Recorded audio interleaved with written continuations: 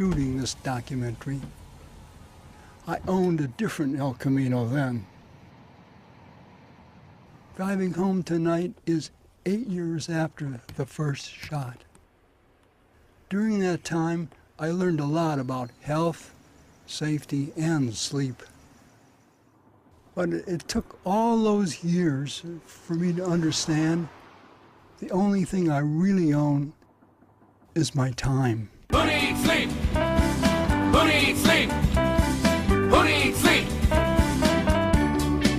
I said I'm young, I'm strong, I can work hard all night long.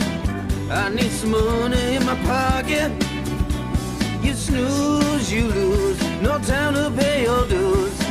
I'm moving up just like a rocket. I can't waste no time in bed, 'cause I can sleep when I'm dead. I got big old fish to fry, so step aside as I cruise by. It's a waste of time, I'm feeling bad. Have you ever worked long hours? Yeah, Haskell. In fact, we worked long hours on One Flew Over the Cuckoo's Nest together, remember? They're never less than 12 hours in a day. Like 14 hours a day at least. An average of 15 to 16-hour days. Monday and Tuesday, we worked 2 17-hour days. What's the longest day you've worked? 22. You know as well as I do that most of the time you're working uncivilized hours. There is no such thing as civilized hours in the motion picture business. Okay, very quiet, please. Stand by. 45 Denver, take 2. Action. And cut. One of the problems with the movie business is it does seem glamorous, and so there are a lot of people who would say, oh, I'll do anything. You know, at least at the beginning of their careers, you know, I'll do anything. I'll sweep the floors. I'll do ridiculous hours. And so it's a business where there's a lot of opportunity to rip people off.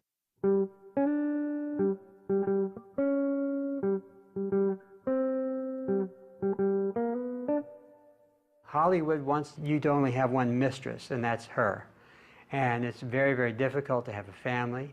It's very, very difficult to have relationships of any sort. I hardly know anybody that hasn't been divorced, and usually more than once. My first marriage ended because I was working too much. My second is on the rocks because I don't work enough. At the end of last season, we had a lot of babies born in our crew. And I was congratulating the guys because I didn't know they had the energy to go home and do that sort of thing, to make babies.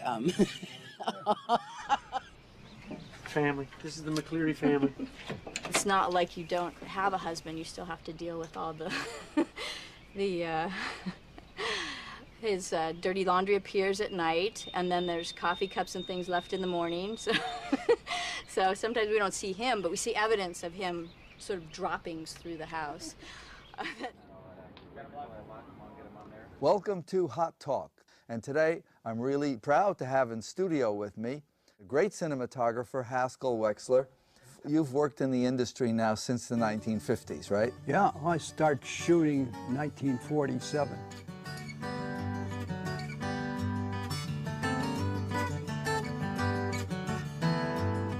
You've been nominated for 6 Oscars. You've won 2 for Bound for Glory and Who's Afraid of Virginia Woolf. But he's also produced many documentary films, including a recent one on the Bus Riders Union in Los Angeles. It's true. I've been shooting film a long time. But today, especially on TV shows, 14 or more hours are normal. I play tennis with some lawyers and investment bankers, and they talk about the long hours just as we talk about the long hours. But I think the big difference is their long day starts at 7 and is over at 8 o'clock, but our long day could start at any time of the day and is over at a time undetermined by us. We go until they tell us to go home. I think ultimately that's what a lot of us regret, is the time away from the families. In all my years in this business, I've never had dinner with my family when I'm working. It's the one thing I regret, is the dinners. Never once, ever, while you're working, do you ever have dinner with your family. It's a big thing to miss. Hey, this is Hollywood. You're all making good money, so what's the big deal about losing a little sleep?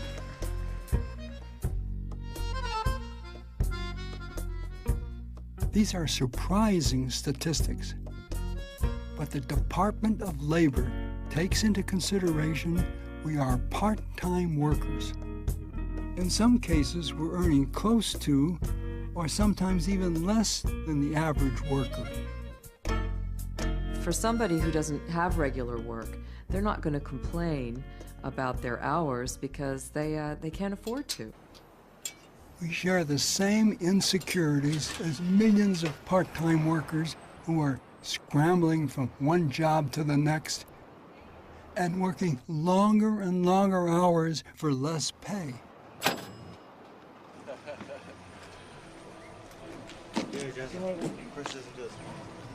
It's daytime, right? It's time to go home.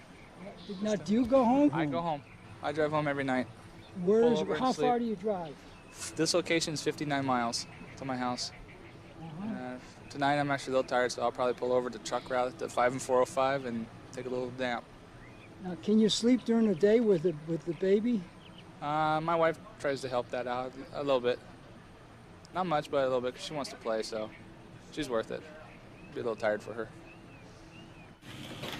From the time he left work till the time he has to go back, in those precious 10 hours, Don will try to sleep and squeeze in a life. You're used to leaving before dark and come home after dark. A 10-hour day feels like a half day. You plan on having a family? Yeah. I'm having already 2 babies in there.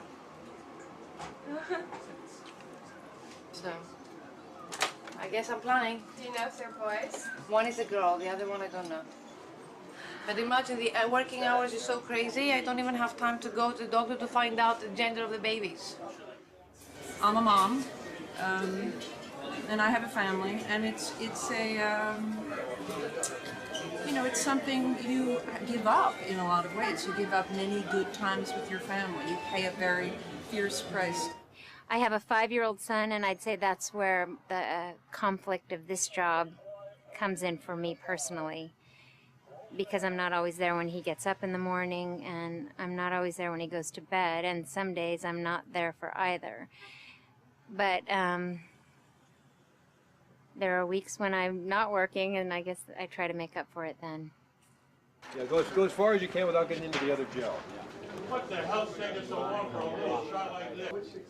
Overtime was a deterrent to long hours. Not anymore. With no wage increases in years, some need the overtime to pay the bills. You want long hours. You want as many hours as you can get until you get that cutoff point where you have your health insurance hours. Like right now, what do I need? About 80 hours to qualify. These are pay stubs, and as you see, I'm ignoring the money right here, and I'm circling the hours, 63.8 hours. That's 0.8 of an hour, and that's this right here. This is life and death right here. I'm against long hours, but when you need those hours, you're going to get them any way you can. But I remember that work hours were not always this way.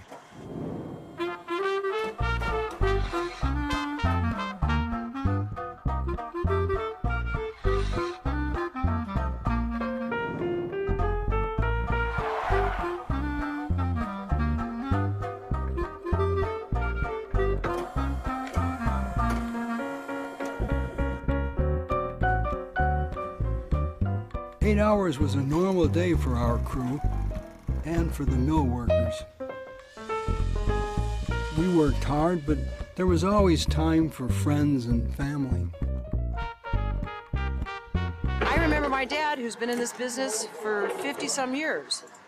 We could count on him leaving in the morning at 7 a.m., go to work at Fox, do a full day on Hollow Dolly or Patton or Great White Hope or whatever you want to be on at the time, and he'll be home pulling in the driveway by 7:30. And we had a lifestyle. We knew who our daddy was.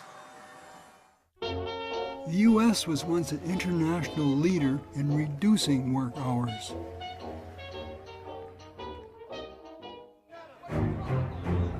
From the 1860s, Americans fought and died for the 8-hour day.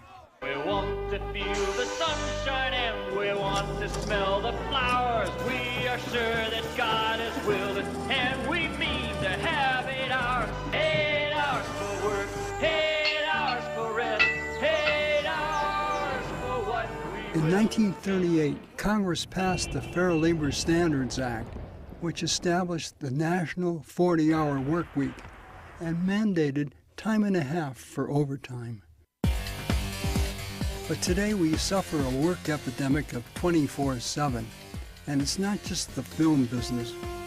Government workers, truck drivers, pilots, auto workers, high-tech professionals, doctors. In fact, nurses work an average of 6.5 overtime hours a week. That's the big picture, but what I know best is the film business. Sometimes we forget we're workers too. You gotta do overtime in Hollywood. If you ain't been working, money looks good. You work all night long after working all day. You work that hard, you're gonna pay.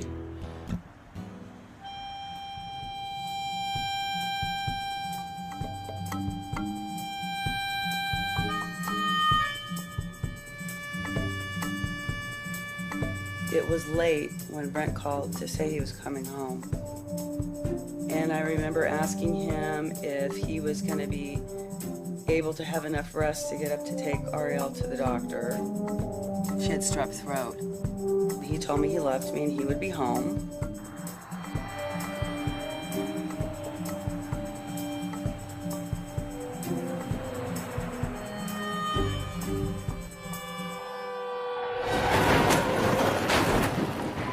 Motorist, he looked like he's in very bad shape, like his car is towed around. There's a whole lot of smoke, and he's up in like the embankment there, and he could be hurt. Whoever is in there could be hurt. How many vehicles? I only saw one. It was the first week of Pleasantville, and we were all wiped out.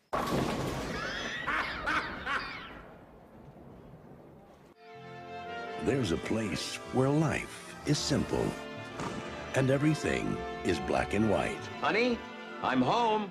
I think it was a 19-hour day, if I remember correctly. My second assistant, Brent Hirschman, he took my hand, and he was a very big guy, and he had a really giant hand. And he took my hand, and he said, "Thank you very much. I just love that lighting and that last shot, you know." And it was a guy he was mostly too busy to even look at the lighting, and I just was so touched that he took the trouble to say that.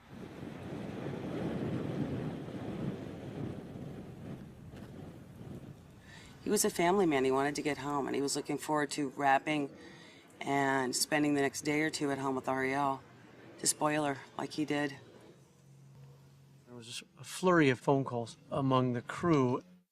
Everybody was horror-stricken that one of us would die like that. But even then, we started to express indignation about how wrong this situation was, how this really shouldn't have happened. I remember being very angry that he lost his life simply for working hard.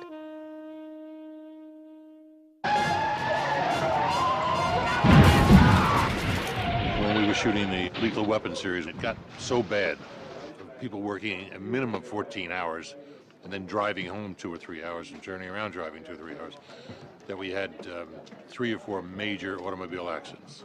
I fell asleep at the wheel a quarter mile from my house after working 17 hours. And I wake up going... I ended up falling asleep at the wheel, taking my car into a tree at 50 miles an hour. I woke up when a cop stopped me. And I said, "What did I do wrong?" And he said, "Well, I've been following you. You ran 7 red lights in a row." Waking up 2 lanes over up by the 14 Antelope Freeway. And I just, first thing in my mind was my kids and my wife and everybody and saying, what am I doing? Studies show sleepy drivers cause at least 100,000 accidents a year. And the number may be 3 to 4 times that.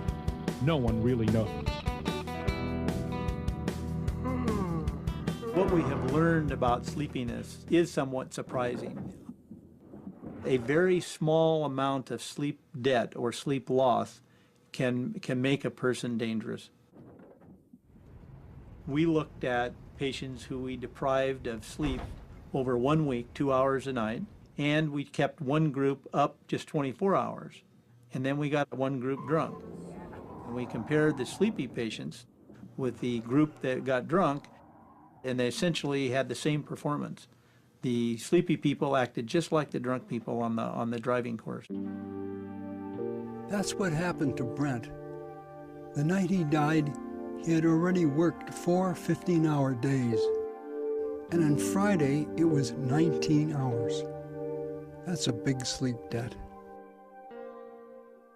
What Brent's death pushed me to do was to get involved in trying to see that the circumstances that caused his death didn't occur again. Bruce McCleary, who was my gaffer, he and I wrote a petition. On March 6, 1997, Brent Hirschman, the second assistant cameraman on Pleasantville, drove an hour home from work in Long Beach. He was exhausted, but his 8-year-old daughter, Ariel, had been sick and he wanted to be with her when she woke up. Midway through his trip, the exhaustion overcame him. He drove his car off the road and was killed. We petitioned all production companies, all movie studios, and this industry to limit our workday to 14 hours, beginning at the call and ending when the last person is wrapped. Pretty much the whole crew signed it. And very quickly we were getting phone calls asking for copies that people could sign and circulate on their own movies. The crew of Pleasantville were out in public saying Brent's death was a warning. I took an ad in Variety to help the cause. You couldn't go on any set in Hollywood without hearing about long hours and how we have to do something about it.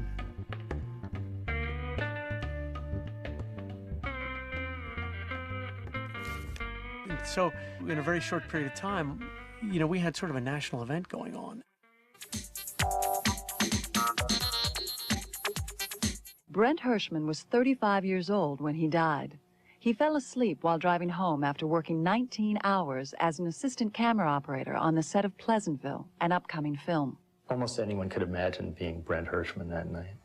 It's just a coincidence that it happened to him. It could be anybody on any long day on a movie or a television show or even a commercial. These 10, 15, and 20-hour days have become more common in an increasingly competitive environment. No one else works the way we do. No one would begin to conceive of working these hours because it's anti-human, it's anti-family. Discussions are ongoing between the Hollywood guilds and unions to come to a consensus. With more than 10,000 signatures so far, Brent's rule and the legacy of Brent Hirschman's life continues. Many people were not directly affected by long workdays. Movie stars and directors signed these petitions. Certainly in the business that we're in, there is a great tendency to overwork people.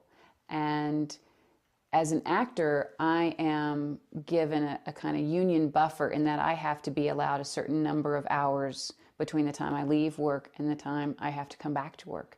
So if I see the crew getting worn out and tired and overworked, then I'll say, no, I have to have my 12 hours. Because if I have 12 hours, I know they have a fighting chance at a nap or something, you know. I was glad to hear you say that you don't want to make it seem like, you know, like we're all going wham, belly aching about our jobs because we work so hard to get here, but then there has to be, you know, reasonable guidelines, I think. Yeah. By mid-1998, the Screen Actors Guild, the Directors Guild, and the Writers Guild were all committed to trying to pass resolutions. After Brent's passing, I was asked to make a speech downtown Los Angeles in front of approximately 10,000 people. And I got up on the podium, and in my heart, I made a promise to myself and my kids that I would not let Brent's passing be in vain.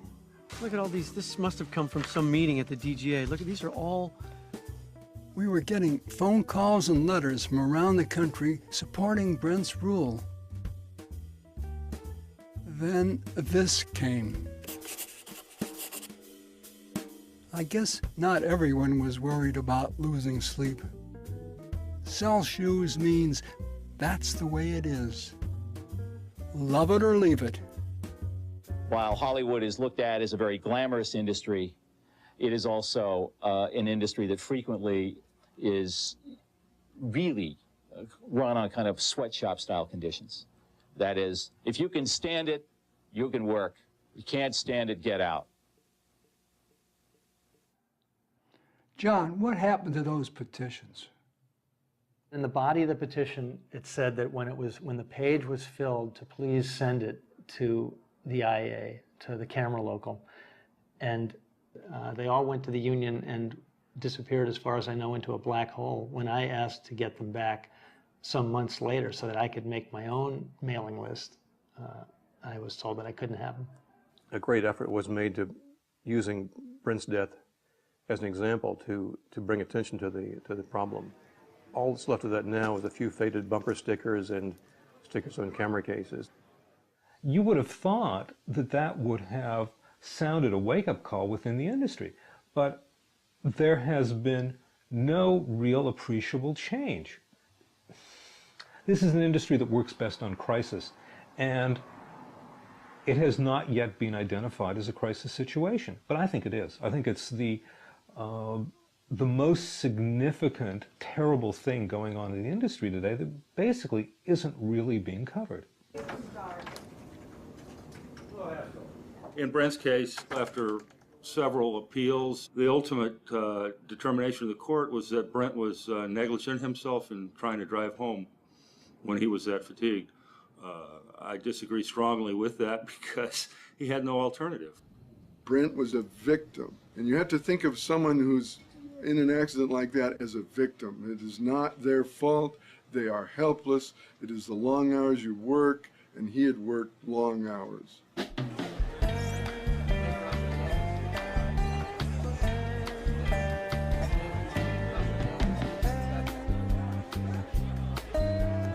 There's almost 5,000 people here, and almost all the major people in the world that are studying sleep. And anything you want to find out about sleep, everybody in the world comes to this meeting. What's the big deal about sleep? There's over 30 million people in America that have some sort of sleep disorder that can't get to sleep, can't stay asleep. One of the biggest problems in our society is that almost everyone has no awareness of exactly how sleep deprivation works. All lost sleep, and that is the sleep you obtain on a daily basis less than your daily requirement, accumulates as a debt, the sleep debt. That debt accumulates inexorably day after day. You almost never pay back the sleep debt.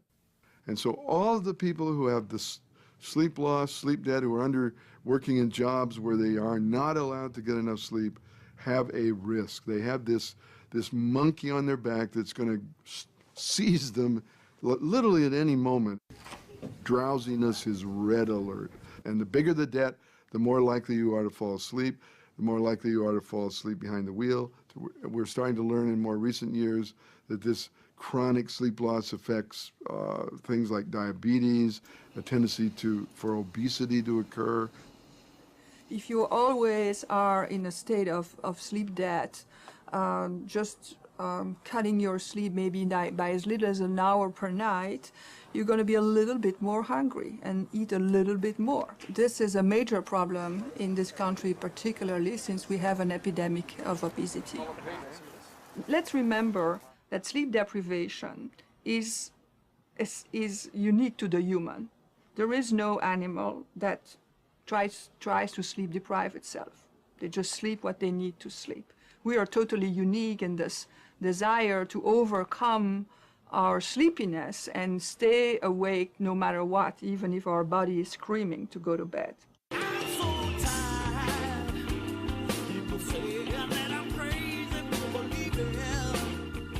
Something to keep you going, and something to put you to sleep in a hurry.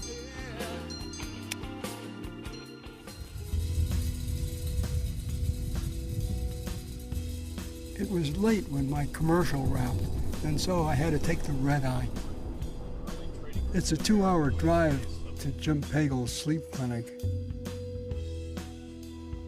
We met on the set of Limbo. Limbo. This is our monitoring room where you can see different people's brain waves. We're set up for doing nap studies during the day. How are you feeling right now? I'm kind of tired. If you restrict people's sleep longer and longer, eventually what you do is you get to a point where you can no longer keep them awake. The people tend to have micro sleeps where they fall asleep and aren't aware that they're asleep for short periods of time. Okay, show us on the tape what happens. If you go out and you sleep deprive yourself where you don't sleep for days in a row, you can start to have a sleeping pattern similar to these patients with narcolepsy where you fall immediately into dream sleep. When we get back from lunch, we'll hook these electrodes up to you, Haskell, and we'll prove that you have a brain. Hey, Jim, wait a second. The only problem is I'm not tired. Well, we'll prove how sleepy you are. You may be a little sleep deprived from coming in the middle of the night, going through time zones. So we'll find out how sleepy you are in one nap yourself. Right. One nap. Okay, thank you. Just for the members of the American Society of Cinematographers, Dr. Jim Pagel is operating that camera. We've got him hooked up with eye leads, chin leads, and we'll see if he actually falls into sleep. No way was I going to go to sleep. But when they turned the lights down, I did rest my eyes for a couple of seconds.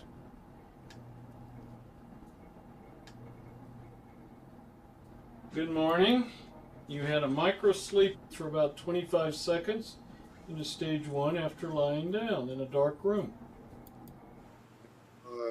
Haskell had a microsleep. Now, that microsleep was probably long enough, had he been driving, that he'd be dead. I remember going home on the 101 after a long shoot, really tired. I rolled down the windows. I played the radio full blast. I even thought of Brent. The next thing I knew, lights out. I heard the paramedics debate whether I was dead or alive. Now I know you can't will yourself to stay awake. I didn't want anyone to know about that crash, but Connie knew. He said, "You better drive carefully or you'll end up in your own documentary."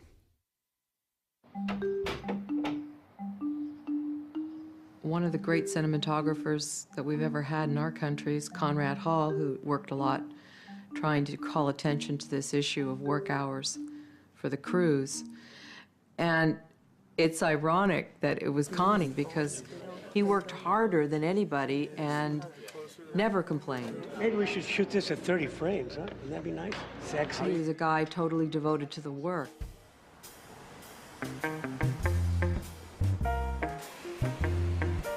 Hi, Haskell. Oh, my goodness. And what night is this? This is Oscar night that Conrad Hall is going to win the award for American Beauty. Just relax. Back up for your papa. Thank you very much. This is essentially my godfather, Haskell Wexler. Yeah, when I Who still knows me, who's still one of the few people out there in the industry who can call me Winnie and get away with it. You get so nervous if you have to walk up there. It's such a relief when you don't win, I can tell you that. It's going to be so much fun rubbing elbows with the movie stars. So, Conrad, what happened? What happened? This happened. This is an editorial written by my father, Conrad Hall. And here's what it says. As members of the ASC and as directors of photography, our responsibility is to the visual image of the film, as well as the well-being of our crew. The continuing and expanding practice of working extreme hours can compromise both the quality of our work and the health and safety of others. Conrad Hall. The ASC is not the union. It's a society of top cinematographers. Conrad wanted help from Vilmos, Roger, and me to get the ASC to endorse his statement. The ASC is a not-for-profit organization, and as such, I felt that it wasn't our position as officially as an organization to be involved with this kind of statement. Someone at the ASC was quoted to me as saying that the ASC does not have the moral authority to get involved in this, and I wrote back and said I thought it had the moral obligation to get involved in it. I received a call from Bruce Doring and George Deby urging me to withdraw my ASC statement.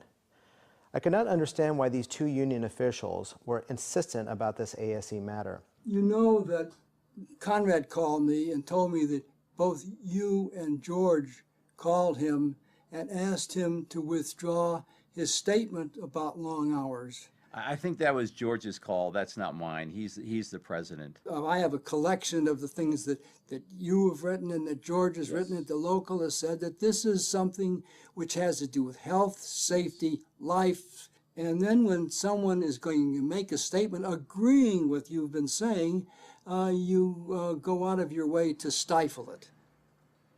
That's the way it looks from the outside. Well, look, I don't think there was any attempt to stifle anything. Knowing that Haskell and Roger and many other directors of photography agree that excessive hours are a problem, should substantiate rather than take from the validity and sincerity of my statement. Signed, Conrad Hall. Wow. What do you think? I think my old man knows what he's talking about, and he isn't going to back down to anybody.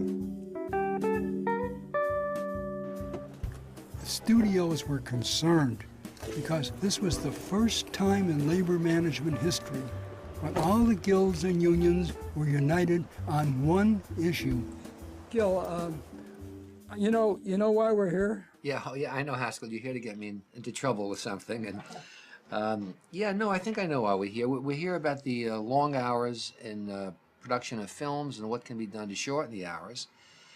And really, one of the major issues was how long is long enough? This is way back in 1997. We urge our fellow guilds and unions to join us with a calling for change. Yeah. You were on the inside. Did some word go out? How did it happen when so much momentum sort of dried up? You know something, Haskell? I don't know. It seemed to me then, as it seems to me now, kind of a no-brainer. I mean, it's safer, it's healthier, you do better work. Why work these long hours? And evidently I was wrong. Evidently there's some status quo out there. There's some exception to change. I just don't get it, Haskell. I don't know what it is. Studios are no longer owned and run by two brothers named Warner or by Walt and Mickey Mouse. But the truth is, who are the people you're working for? That seems to me what the big question is. Because the people telling you you've got to keep working until you finish your day, and I don't care whether it's an 18-hour day or a 14-hour day, are the people who are being told by their bosses, I think what you do, you bring that movie in at 55 days or I'm closing it down. And those people are being told, well, you've only got $2 billion to spend on movies this year because our real business is in the following things. And here I am making a movie for Universal Studios about the first Gulf War, but you know, Universal Studios is owned by General Electric. You make weapons. You make weapons. You make weapons. And so we're just a drop in the ocean, Haskell, really.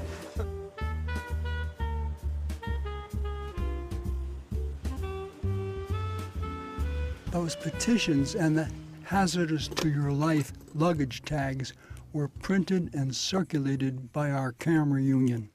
Do you want a tripod on that? I could hold it sexy if you want, because this is going to be an insert and it's going to be jumping on the big screen. Look at that. I'm telling Haskell Wexler what to do. I say my ego's involved here. Yeah. Watch this. Okay. George wrote many articles supporting Brent's rule. But then he started backtracking. One of the quotes you said you wish you hadn't made was the truth is that greedy corporations are putting profits ahead of people, routinely jeopardizing the safety and health of the crew and cast. George, I remember it was on your doing that the union put out a petition. And we circulated this petition in the studios with our business rep, taking it all over on the web, on the internet. And we have almost very close to 10,000 signatures, you know. And actually that, the collection of all these signatures, we took it to the international IAEA. George Debye sat next to me when the president of our international, Tom Short, told me to stop agitating against long hours, to cool it, because I was putting ads in Variety, and they told me I shouldn't get out ahead of the IA. There was sort of a break put on it. Could you explain to me what the other side of this story is? We are one union out of 469 locals within the IA system, only one. And to go ahead and say, to speak for 469, we don't have that right. Even our own members said they don't care about, you know, the long hours they want to work and all that. It's very simple, you know. It's still a struggle. It shows you how the system works.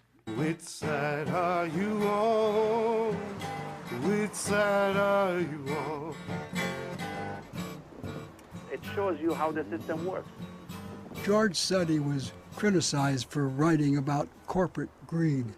I never asked him who criticized him, but I do know there was a 180 shift. We started hearing a lot about workers who wanted the overtime money and didn't care about the hours. And a lot of times, even with unions that want to do something, sometimes they're beholden to this very vocal minority, and it becomes a very controversial issue within the union itself about what is the quality of life. Do you want a better quality of life? Do you want better safety, better health? Or do you want more money through overtime? And I think this is playing itself out in just about every industry out there. So not only is it management against labor, but sometimes it's labor against itself. Workers, can you stand it? Tell me how you can. They got you working day and night. Will you take a stand? Tell me now, which side are you on? Which side are you on? Talk about it. Which side? At some point, you came to me rather quietly and politely, and I think you used the phrase that we can't get out ahead of the IA. I think, Haskell, if I was talking to you about sensitive issues, it had to do with negotiations coming up and the need to make sure that we came out of those negotiations well.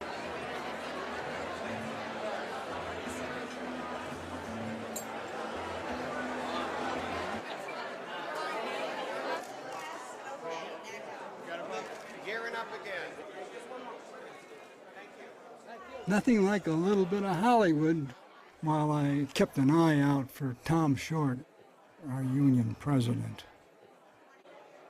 Good. Thank you. What's happening?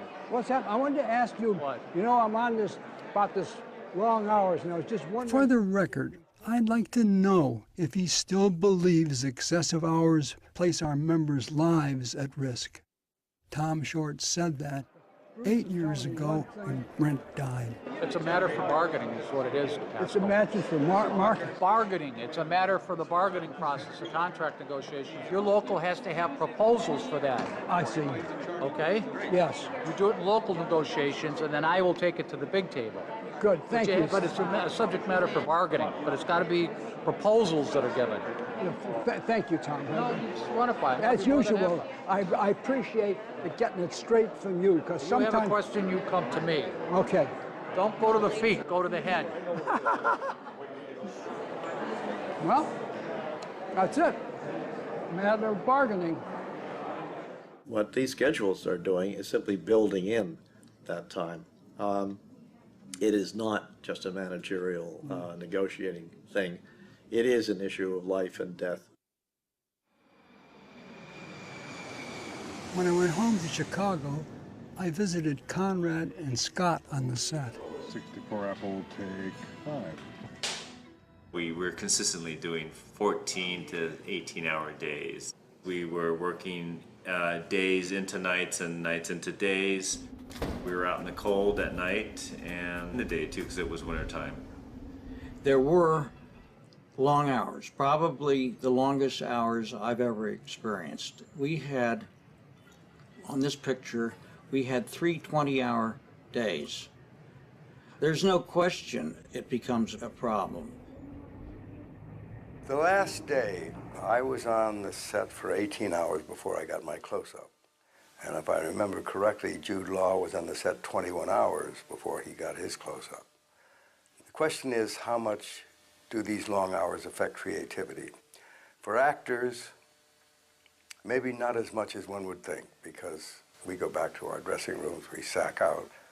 The people on the line, though, the cameramen, the assistants, the people who don't get that chance to rest for a while, you can imagine what 18 hours does to their concentration. If I was going to put together the perfect way in order to make a movie, I think it's 5.5 hours of work and then an hour for lunch and then another 5.5 hours for work and then everybody goes home on the tick of the clock. It was a tough shoot, and a lot of people were getting colds and had the flu. You know, to do that week after week for 15, 16 weeks, and it takes its toll on anybody.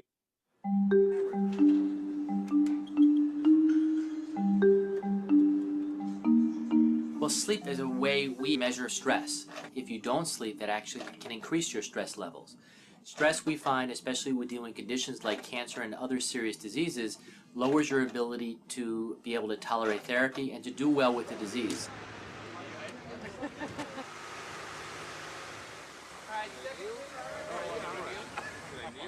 I'm a 2-time cancer patient, and one of the things my doctor told me is, he says, you know, the way you live your life in this business, the way you're turning around your sleep patterns and your eating patterns, it kills 1/3 of your killer cells. Killing 1/3 of your killer cells, that's what protects you from diseases like cancer. Here we go! Action!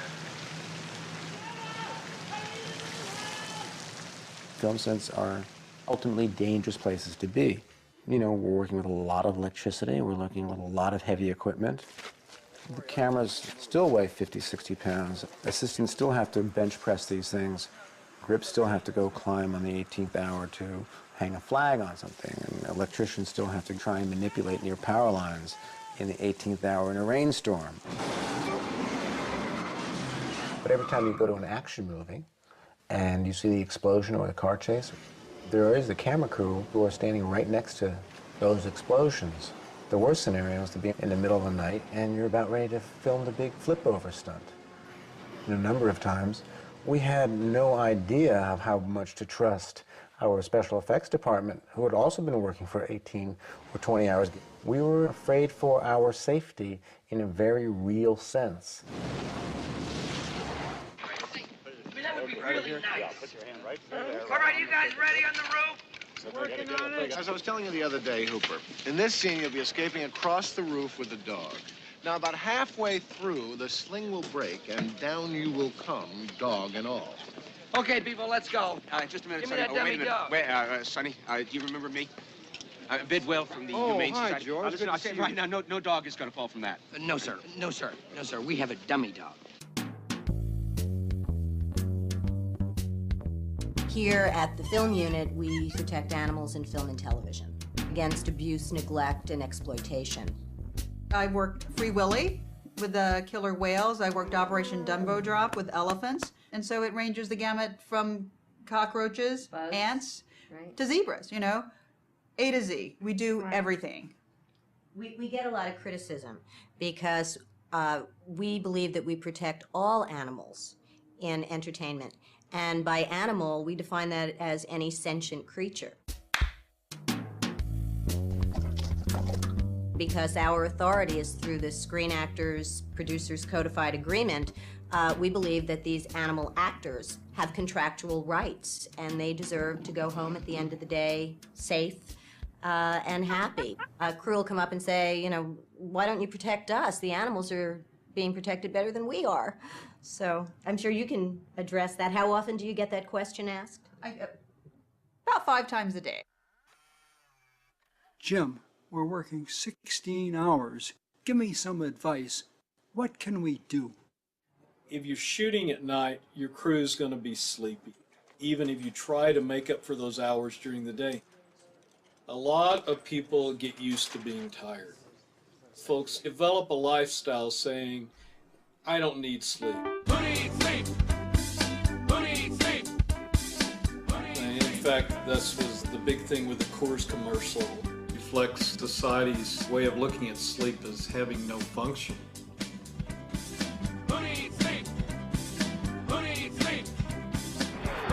There's a macho quality to it, that people brag about how many hours that they work, the way they brag about their sexual conquests. That when I was an assistant, there would be people, myself included, who would work 90 hours a week. It was, how cool am I that I can work 90 hours a week? It was like the equivalent of people talking about how big their dicks were. It was pathetic. Sometimes our jobs require long hours to get our shots, and there's plenty of 9-to-5 jobs out there if you can't hack it. They are hazardous to your health, but I think that sometimes they're necessary, and especially in this day and age with the industry and the climate that it's in right now, I think it's very important to put in the hours. Do we have to accept a life-threatening situation to show we care about our job? The union avoids that question with a diversion. Runaway production took center stage, and it meant that the main question on members' minds was runaway production and not long hours. Watch me wallabies feed, mate. Watch me wallabies feed. They're a dangerous breed, mate. So watch me wallabies feed. All together now, tie me kangaroo down. Sport, tie me kangaroo down. I've done films in Prague, in Ireland, Germany, the Philippines. In my experience, studios go overseas for tax breaks, for favorable currency exchanges, for cheaper labor rates. They don't go overseas in order to work longer hours. See? You got any other stuff? Billy, we worked on 61 together. That's where I know you from. You know, I'm making this documentary about long hours. You shot long hours. That's right. We shot some time in Paris, and the French crew, when they heard that we were going to be shooting American hours, was furious. But they're French. But they were very upset that they were going to have to put in a longer day. The French would set up a few shots, then they were upset that we had white wine with lunch. It's a solely American thing, the hours. Billy Crystal, you're right.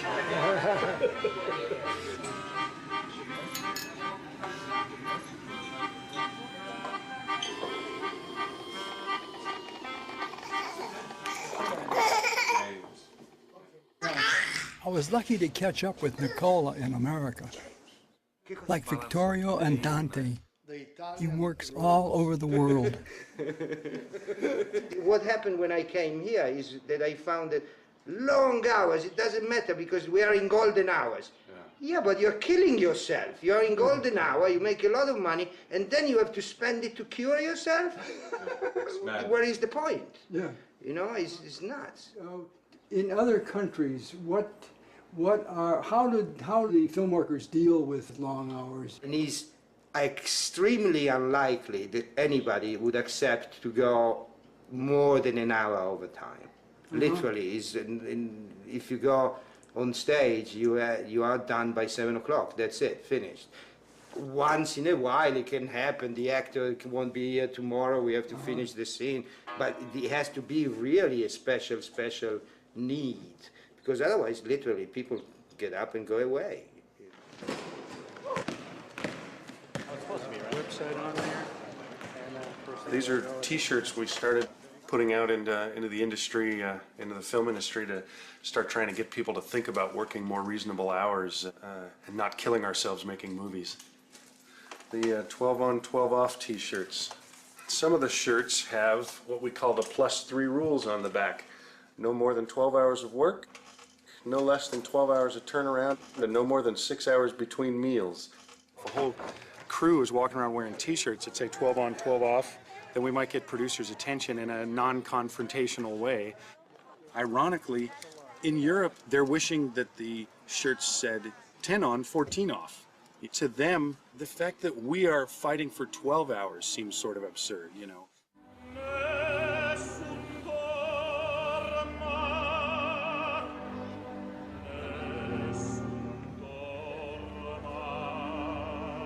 I see how this international crew works decent hours. They're happy and they're on schedule. I must say, we haven't had that problem here. No long hours. It's been very, very civilized. So. Here in Italy, there's a maximum of only 4 hours of overtime per week. Australian crews don't work on Saturday, and some Canadian provinces mandate at least 48 hours off on weekends. I do think that in the United States, we think there's almost nothing more important than the jobs that we do. And I have found working in other countries that people are interested in their real lives. They're very professional and very intent to do great work.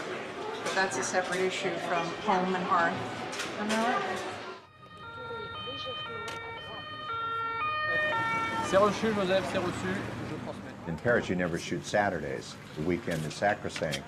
But on French Kiss, the producer asked for permission from the, quote, syndicate, which is like a union group, to shoot Saturdays, and was explaining all the benefits of doing this in terms of the Christmas holidays. And the syndicate voted, and the vote was something like 83-1 against it.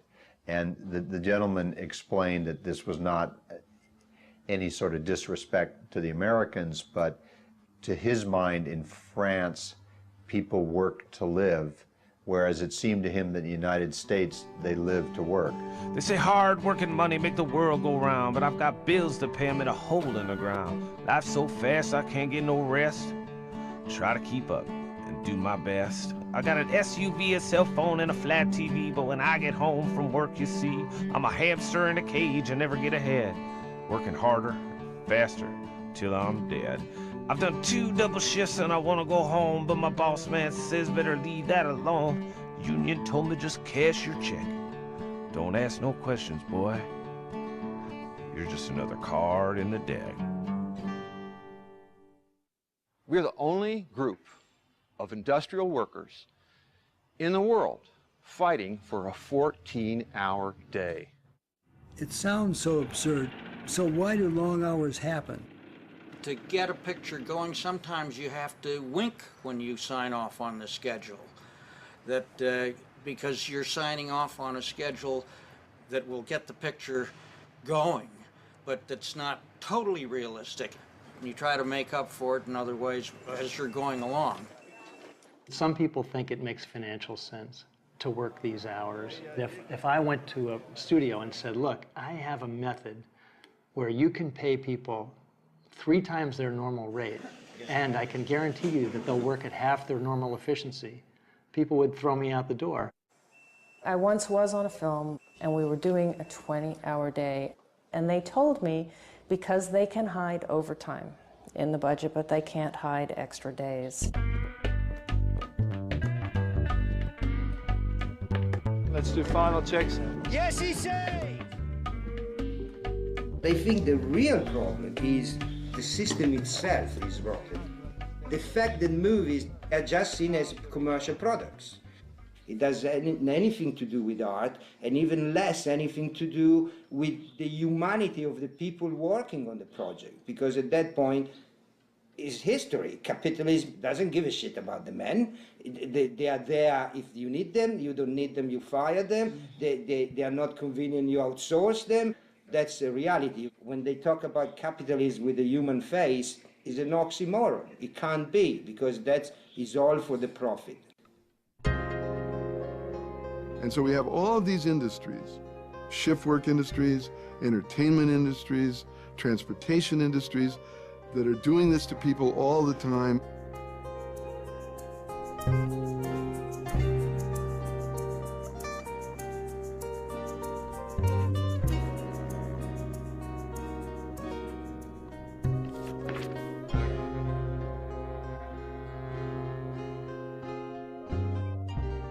Okay, I'm rolling. Marker? I'm rolling. I read this warning about static at the gas pump. And I think it's one of your first articles as your official position. So you put out the caution flag not to use their cell phones at the gas tank, but you're not going to say that if you work 16 hours, 6 days a week, you are endangering yourself and your fellow workers. Is that what you're saying? No, that's not what I'm saying. The reality is, we as a local can only do so much. We cannot carry the workers of the state of California on one local's shoulders. Suppose the studios say, we have to shoot these scenes in asbestos. Who do we talk to if we don't talk to the union? Well, you do have to talk to the union. And we have to be able to know when they're doing these long hours so that we can deal with them. Right now, until something comes up from the state legislature, or better yet, on a federal level, we're not able to deal with the long hours and tell our members, say, hey, listen, this shows the hours are getting long, that we can go out and deal with it on a one-on-one basis with the producer. Okay. I'll have you know I don't use my cell phone at the gas station anymore.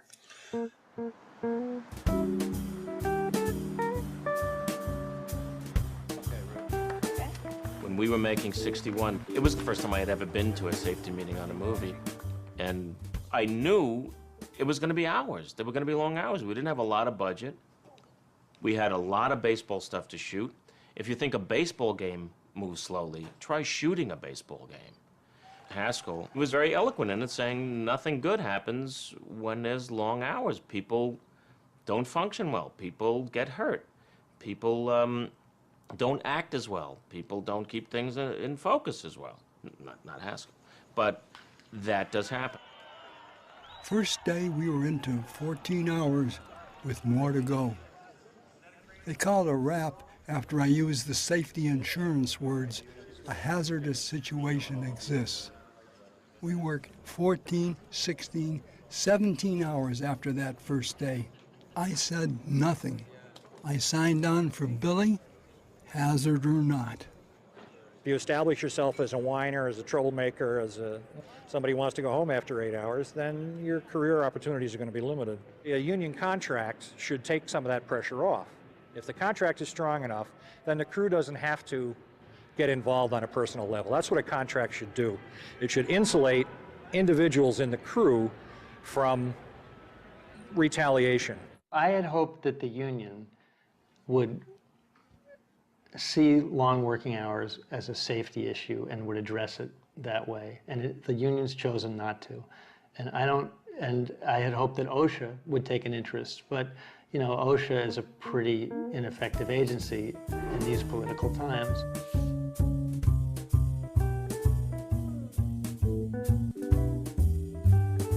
Today, corporate influence extends to all government regulators. I wrote to OSHA and I got a very sort of standard response. You know, I think the reality is there aren't enough people being killed on film sets for OSHA to pay attention. But Brent will not be the last person to die because of long hours. Yeah, we're going to go to OSHA. We've called them a number of times, written, and can't seem to get any response from them. So we're going to try the Michael Moore approach. Frank Bellinger, this is Haskell Wexler. I'm downstairs from your office in Washington, D.C. And I know that one of the questions I wanted to ask you in OSHA is about long hours, but apparently you're not afflicted by that disease, because I have called you early in the morning and late in the afternoon on various days of the week and cannot get a reply. Yes, hi, this is security at 3rd and C Street entrance, ma'am. I have two visitors down here to see Mr. Frank Milliner. He's gone home. What? Just, if it's not too personal, what time's he come to work? Mr. Wexler, this is Frank Meilinger with OSHA, and I was just calling regarding your request for an interview. Well, we certainly appreciate the offer. We're going to have to decline.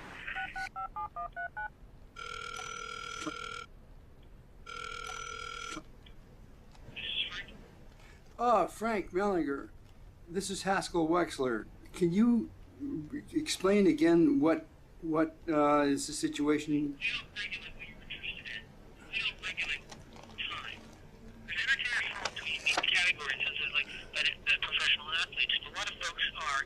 Self-employed, and there has to be an established employer-employee relationships. As far as work hours, we don't even go there. We're concerned with on-the-job safety. But you're saying that fatigue is not considered a safety hazard and it's I'm not saying that at all. I'm saying it's not something that OSHA regulates. We don't regulate time. I mean, that's as simple as it gets. We don't regulate time. who would the workers go to for protection against this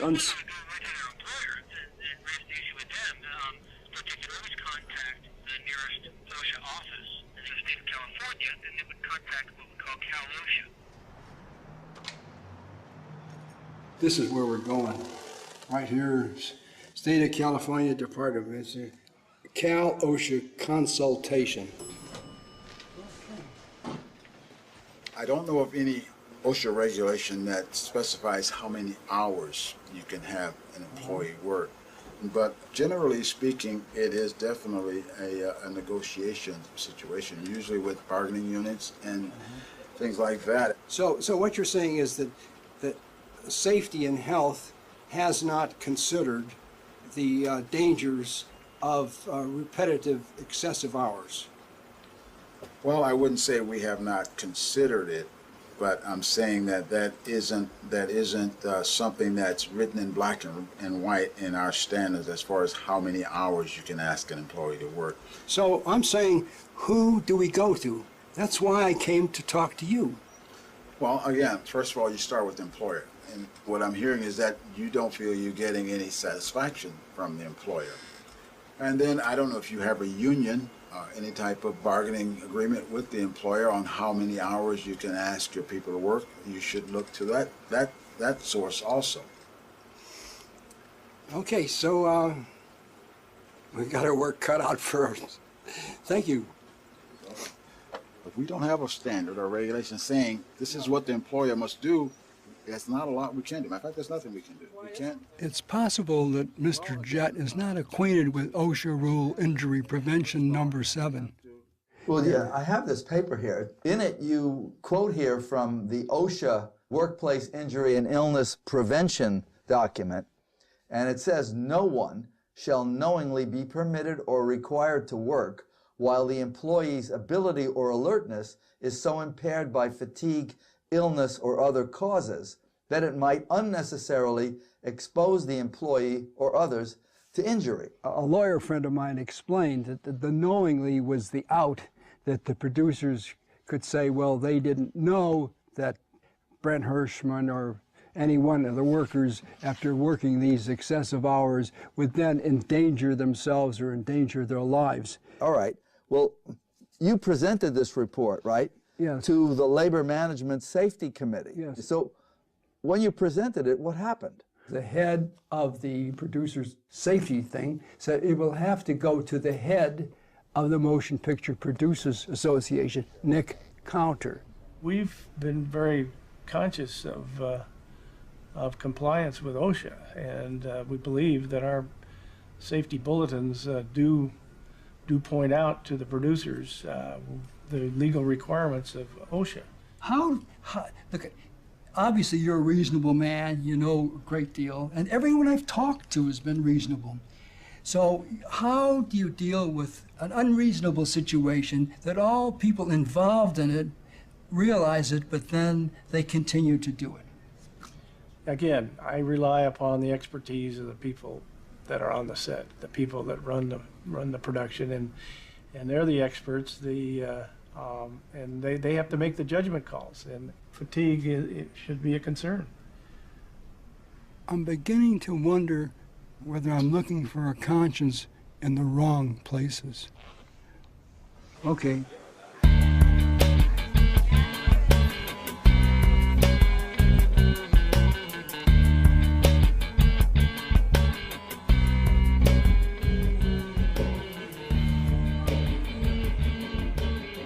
What I'm hearing from the union, from producers, from OSHA, from officialdom, is the ability to know and not to know.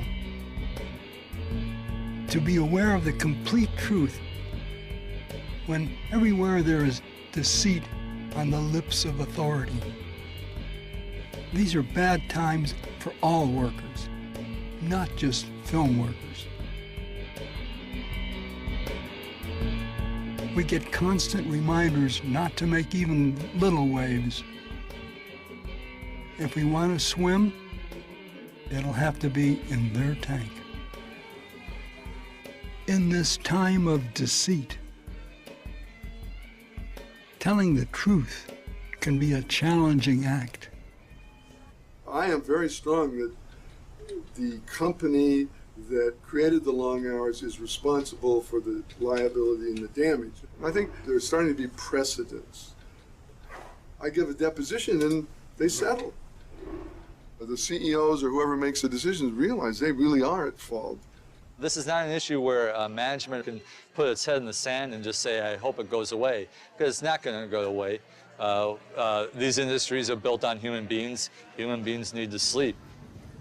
In the state of California, if you leave a bar drunk, the bartender and the bar is responsible. The establishment is responsible for who you crashed into and what happened to you on that road. I think that if the production company were responsible for us getting home like a bar is responsible for a drunk getting home, I have a good, strong feeling a lot of us would have a lot shorter days.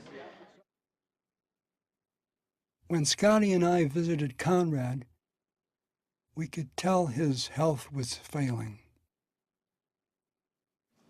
U.S. companies shooting in Europe were demanding longer hours. Vilmos said, "It's time to go international," with Conrad's statement. We were surprised at how fast filmmakers around the world responded. Conrad, c'est pour vous. I agree with us. For Conrad, 12 on, 12 off, that's it. Köszönöm, Vilmos, hogy mesélt nekem Conrad Hallról. Pour vous, Conrad Hall? En hommage à Conrad, bonne chance, Conrad statement. The backing for the statement just escalated. Then what happened is the statement got signed by just about every member of the ASC as individuals. I wish Conrad had said something a lot stronger, but you know, I think we all felt that statement was a statement that everybody in the industry could basically agree with. With a change in leadership, the ASC finally approved Conrad's statement.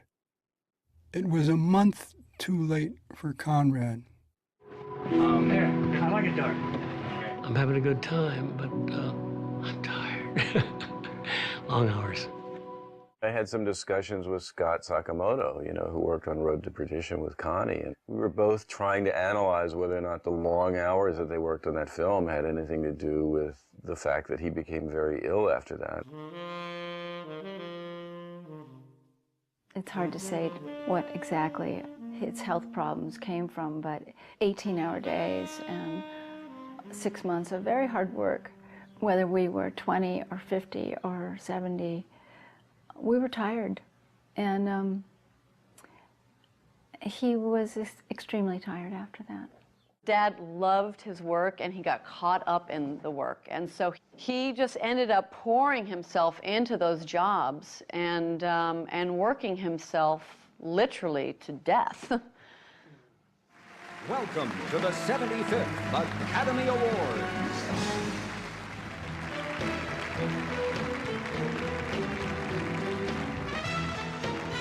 And the Oscar goes to Conrad L. Hall for The Road to Perdition. This is the 3rd Academy Award and 10th nomination for the late Conrad L. Hall. Accepting on his behalf tonight is his son, Conrad W. Hall.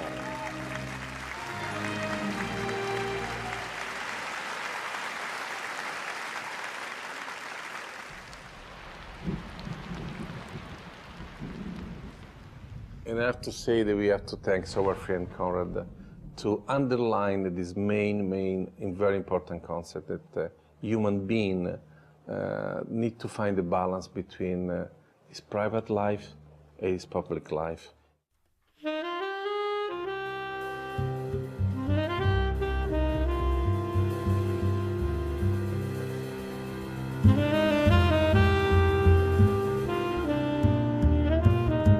Driving home from work, Michael Stone fell asleep at the wheel. He crashed head-on, killing himself and critically injuring another person.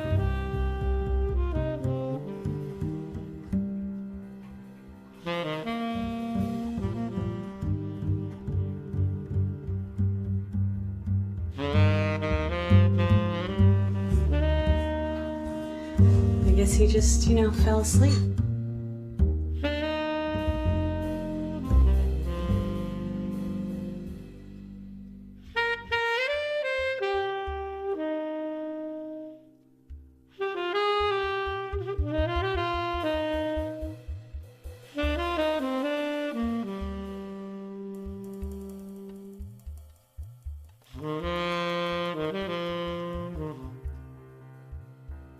Michael's friends who mourn him at this memorial know what it means to drive home sleep-deprived.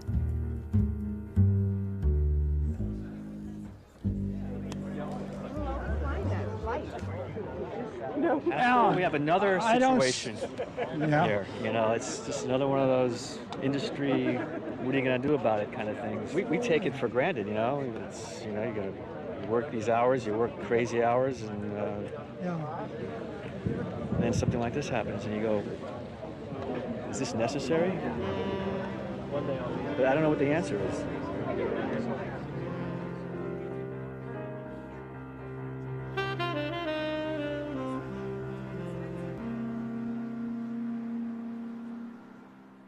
We asked productions to work no more than 12 hours on March 11th in honor of Brent Hirschman. Well, we just wrapped. My prop crew and I were loading the truck. We're getting ready to go home, and we did our full day today. In fact, we placed an ad in Below the Line for that, and we got great response. We're not being killed with major overtime. We're pretty much finishing our day in or around 11 to 12 hours, which is great. On Brent's Memorial Day, at least 7 crews drove home safely.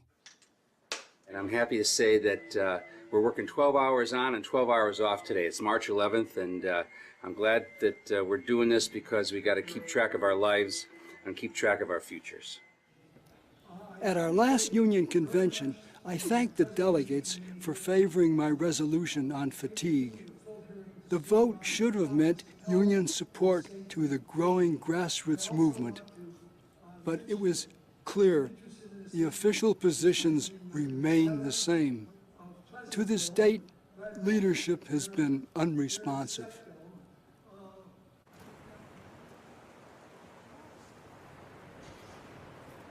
Brent died 8 years ago, and we still don't have protection in the union contract against the very thing that killed him. I never thought there was a finish line for this issue, and I hope that fatigue will be recognized as a big enough safety problem that it will be dealt with contractually. If there's change, change will happen because of the membership of the union and the people who work in these jobs. And I think that the grassroots movements will, in the end, will be the ones that affect change. That's maybe the first step to do what we were talking about an international alliance of decent people making movies. 12 hours on, 12 hours off. That'll make a better job for everyone concerned. Oh yes, your supporters. Shirt? 12 on, shirt. 12 Shirt, off. white or black?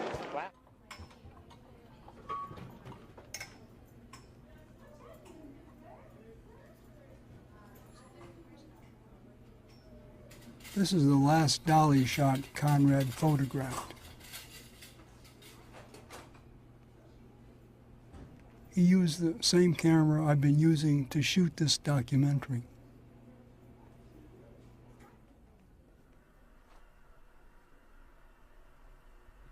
And when he gave the camera back to me, Conrad looked up to me and said, "Haskell, promise me you're going to finish the film." I promise, Conrad. You sparked a flame that pushed me to fight. 12 on I and felt 12 it was off. hopeless, 12 on. even though 12 I off. was right. 12 on, 12 off. People heard your call all over the world. When we cry victory, your voice will be heard. It's the words of a friend that helps you